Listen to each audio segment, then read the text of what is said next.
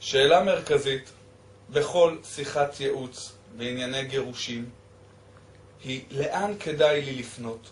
האם עדיף לי כגבר או אישה ללכת לבית הדין הרבני ולפתוח את התיק? או שמא כדאי לי לפנות לבית המשפט לענייני משפחה?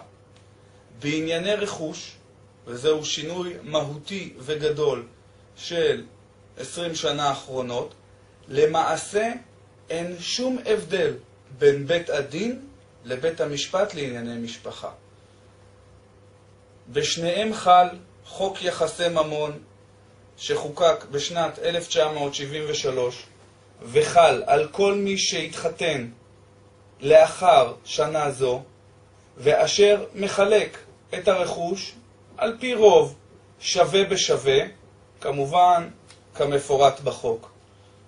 בעבר ולפני הלכת בבלי, למעשה בית הדין הרבני פעל על פי ההלכה העברית, דבר שהעניק יתרון מסוים לגברים. כיום שני בתי המשפט, בית המשפט האזרחי, בית המשפט לענייני משפחה ובית הדין הרבני, פוסקים שניהם את חלוקת הרכוש על פי חוק יחסי ממון, מה שאומר שאין שום יתרון לא לגבר ולא לאישה באף ערכאה.